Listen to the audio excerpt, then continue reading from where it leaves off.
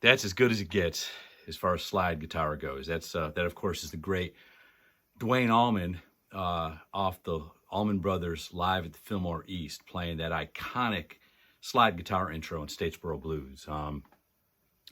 Kind of changed slide guitar, but of course we're not here to talk about that. Hey, I'm Steve Cunningham, and what I'm here to do is to show you guys how to play this on a C6 tuned lap steel. Now Dwayne is playing an open E on a Les Paul, so it doesn't get much different from open E to C6, but we're going to navigate this. This is going to be more or less, I'm not going to go into a ton of detail here. I'm going to move kind of quickly through this, and I'm not going to over-explain this. I'm assuming most of you guys here have some familiarity with C6. So I'll explain it, as I feel is necessary as we go. So here we go. Most of the action here, we're in the key of D here. This is a D blues. Most of the action is going to be around the 14th fret. And one of the moves that's going to come up quite a bit is this perfect fourth, which really represents the high two strings of a guitar on strings 4 and 2 of the 14th fret. That's going to be a very common theme during this. That type of thing. Now, you notice that I'm not using any finger picks. I'm using flat pick in my bare fingers, which is just how I've always done it with this instrument. Muting, just like anything else that you play in lap steel, muting is super important. So when you're doing these kind of licks with that the separation, going from the 4th to 2nd string, muting the 3rd string is very important. Okay, so just bear that in mind as we move along here. So up front, there's this rhythm section lick where they're playing. So I'm playing open strings 3, 2, 3, 2, and then the 2nd fret of the 2nd string, which I'm not going to play it while we're doing this, but you can do that if you so choose. Okay, so the proper solo here starts off with him sliding into the 2nd fret. Now he's very expressive with how he does the little subtle slides. A lot of these little kind of crying semitone. That's just a big part of his sound. So just grab that as much as you can. You can really do your own thing with it. I've heard several versions of him doing this where it's a little bit different each time. So here we go. We're going. Now with this move here, we're going from the 2nd to basically to the open string. And then sliding up into the 2nd fret of the 4th string. Okay, so that's the first little lick. Then we go up into that pattern that I was talking about a second ago. Okay, then he goes into, which is the 15th and 14th fret. So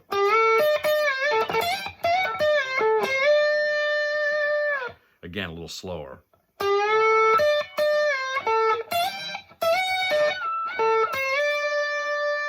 Let me do that one more time.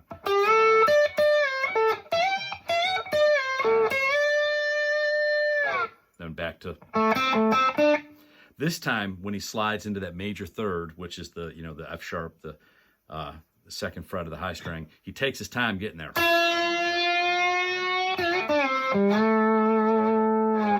Then we're up into that. Really, this is one of the iconic Dwayne licks. Now this lick here is all on the 4th and 5th strings. One thing Dwayne would do a lot is kind of get that almost blues harp sound, and what the way he gets that is from kind of blurring the line between the 4ths and the sharp 4ths, or the flat 5s, if you will. Okay, so the kind of white bread version of that lick is to go. But really, he's not going right to the 12th fret. He's kind of in between there a little bit, playing off that.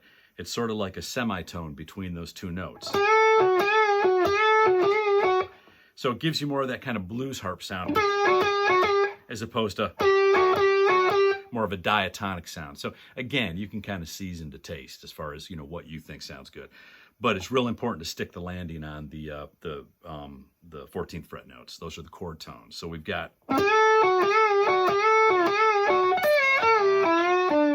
So now we're back to that shape again. And that's kind of tricky, grabbing that off that last lick.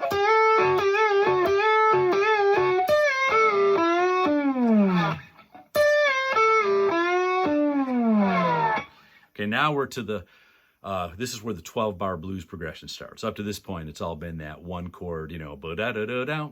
Okay, so what we have here is, and once again, we're, you know, back to those couple strings we talked about, the second and fourth strings.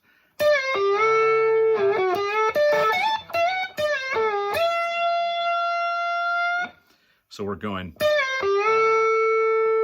and he lets it drop. He lets that 14th fret on the fourth string kind of drop a little bit.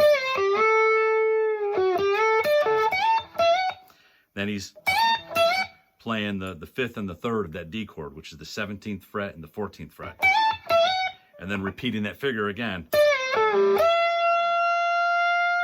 Then he's going up to that, you know, again, this is that sort of in-between thing. He's going to the 16th fret and doing a really...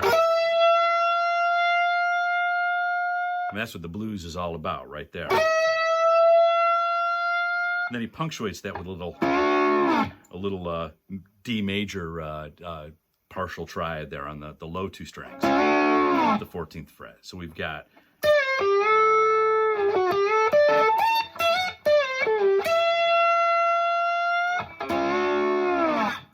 Now we're going to jump down to the fifth position here. He goes... And absolutely, I love that lick. What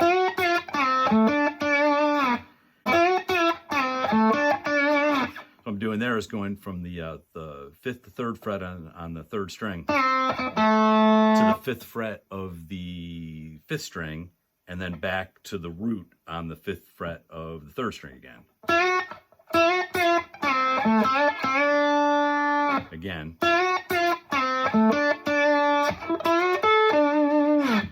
Now, to make this work in this tuning, we got to do a pretty big jump here. So what we're doing is we're jumping right back up to that 14th fret to the fifth string.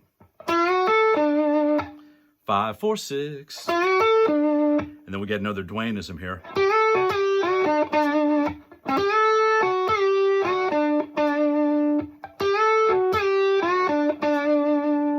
And then just again, classic Dwayne.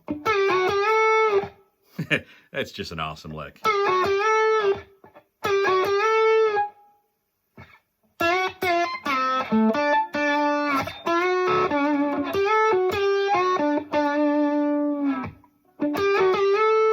Now we're back to that thing we keep talking about.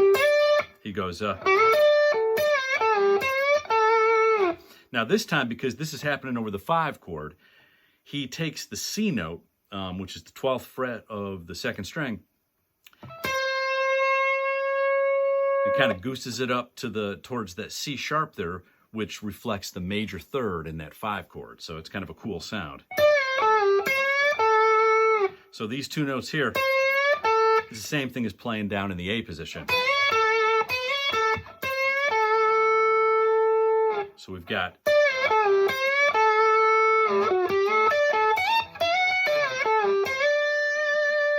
A lot of repetition there. We've already done that lick before, right? So you guys recognize that. Once again.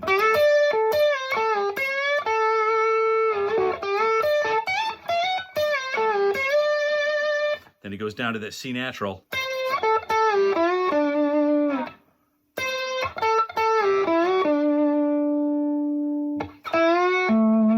Now, again, because of our tuning, we have to, this next lick, we have to go down to the 9th position, which is playing the 3rd string and then the 6th string and the 9th fret.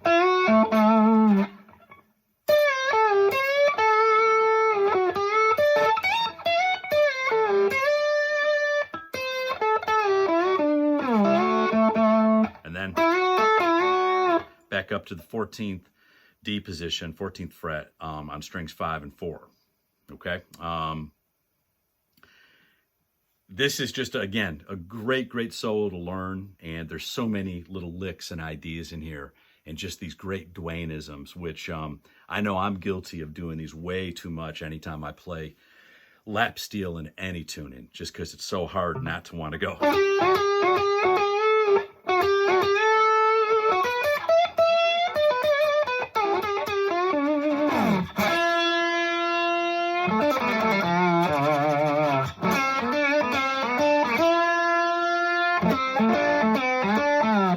got all these great positions in C6 where you can do that, just that awesome Dwayne Allman blues kind of stuff.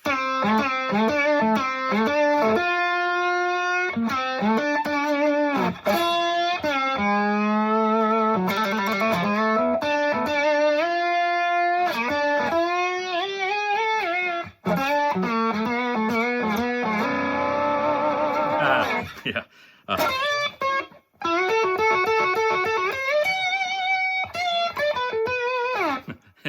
That wasn't quite Dwayne there. But anyways, I hope you guys have gotten something out of this. Yeah, just have fun with this, and I'll catch y'all next time. Thanks for checking it out.